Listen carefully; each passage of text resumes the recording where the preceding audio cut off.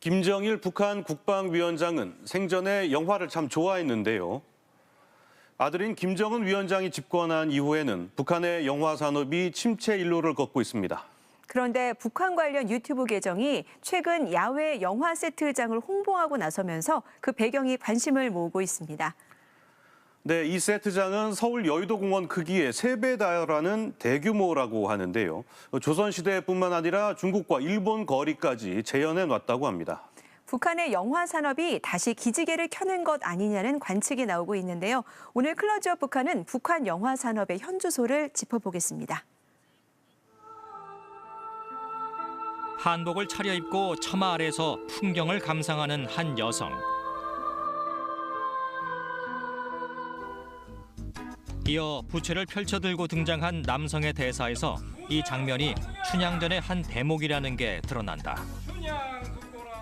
춘향 너이냐? 아직 이 변간 사또를 우습게 볼 셈이냐? 혼신을 다해 춘향역을 열연하는 여성. 사실 이 여성은 북한을 소개하는 한 유튜브 계정의 리포터다. 연기까지 하며 북한의 야외 영화 세트장을 소개하고 있다. 중국 거리를 재현한 세트장에선 중국 전통 의상까지 착용했다. 제가 입고 있는 이 옷은 중국 여성들의 미적 옷의 특허입니다. 이 옷이 저에게 어울립니까? 해당 유튜브 계정이 소개한 곳은 평양시 형제산 구역에 위치한 조선예술영화 촬영소 야외 촬영기지. 1981년 준공된 이곳은 북한의 특정 도시와 민속촌은 물론 중국과 일본 거리, 남한 거리까지 재현해 놓았다. 서울 여의도공원 3배 크기의 대형 야외 세트장이다. 아, 여기 무슨 책도 여기 다 있습니까? 우리 오버이 수련님께서 영화 배우들이 출장을 나갈 때 멀리 여기까지 나가지 않고서 여기서 그냥 저리 나갈 수 있게. 북한은 6.25 전쟁이 끝난 뒤 전후 복구 와중에도 영화 산업에 대한 투자를 아끼지 않았다. 사회주의 건설에 있어 영화를 통한 선전선동이 효과적이라고 판단한 것이다. 영화라고 하는 것은 일단 기본적으로 제작하기는 좀 어렵지만 한번 제작이 되면 복사라든가 이동상영이 가능하기 때문에 초기부터 영화에 대한 상당한 투자를 했었고요. 북한은 다른 사회주의 국가들과도 합작 영화를 만들었다.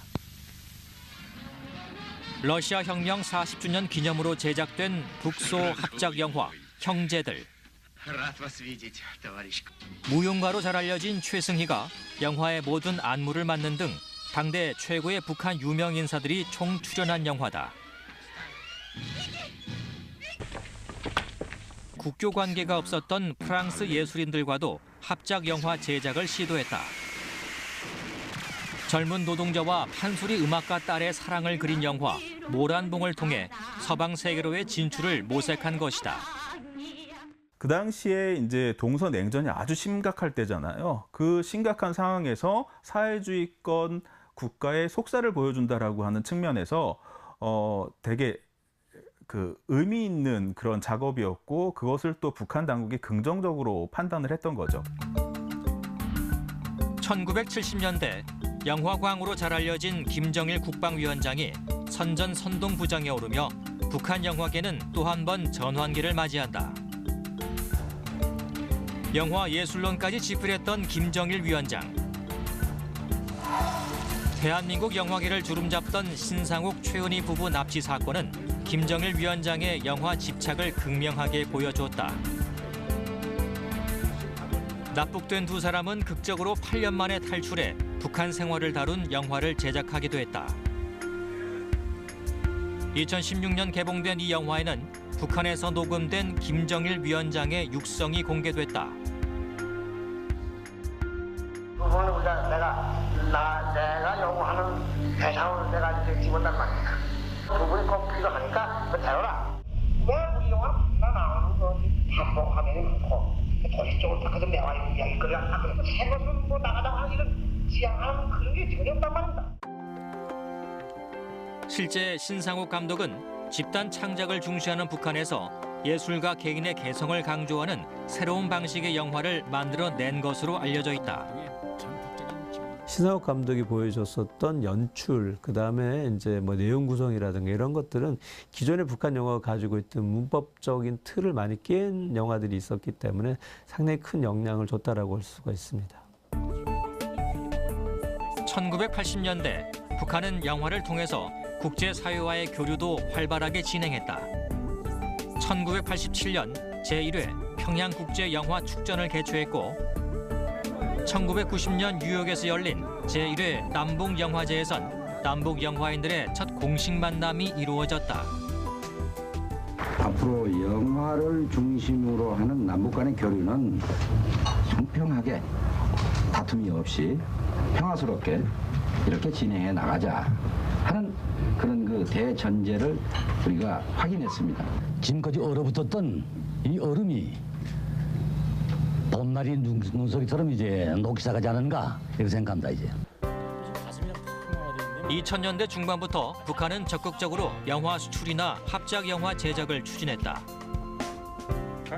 북한과 벨기에, 영국 세 나라가 합작해 만든 영화 김동무는 하늘을 난다. 2012년 김정은 위원장 집권 첫 해 개봉한 이 영화는 체제 선전이라는 전통적 형식을 깼다고 할 수 있다. 탄광 노동자이지만 공중 고개사의 꿈을 가진 영미. 그러나 꿈을 향한 길은 순탄치 않다. 요동무 땅속에서나 하늘을 날아오기다고 공중교회가 그렇게 만만하고요. 아무나 다 아는 게 교회인 줄 아는가? 탄광일이나 작실할 끼지. 준비됐어요. 기존의 북한 영화대로라면 자신의 본분을 깨닫고 탄광에 남아야 하지만 주인공 영미는 노동계급이라는 신분을 극복하고 고개사의 꿈을 이룬다. 탄광준이 하늘을 날겠다고 했지. 그래요. 좋아, 날아보자.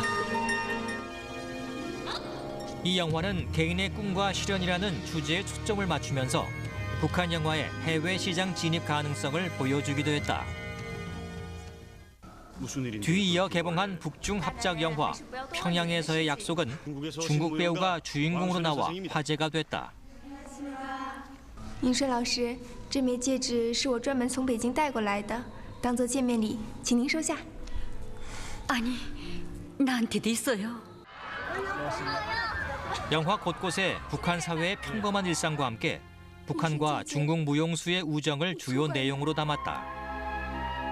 북한도 일반적인 다른 나라들과 다르지 않는 보통 국가라고 하는 것을 보여주고자 하고 있기 때문에 오히려 협력이라든가 합작이라고 하는 것은 상대적으로 예전보다는 조금 더 쉬워졌다라고 할 수가 있습니다. 그러나 평양에서의 약속 이후 북한은 합작 영화를 만들지 않고 있다. 북한 자체적으로 제작한 영화도 2016년 개봉된 우리 집 이야기가 마지막이었다. 북한 영화가 과거만큼 내부 결속의 역할을 못하고 영화 제작에 필요한 장비와 기술도 노후화돼 있기 때문이라는 분석이다. 북한의 가장 큰 문제는 북한 전역에 있는 극장이 디지털화가 전혀 되어 있지 않다라는 거죠. 지금 이제 전 세계에서 필름을 작업하는 나라가 거의 없잖아요. 그러니까 북한에서 이 전국에 있는 극장을 다 디지털 극장으로 전환을 해야 되는데 그게 불가능한 상황이니까 굳이 영화를 만들 필요가 없는 거죠.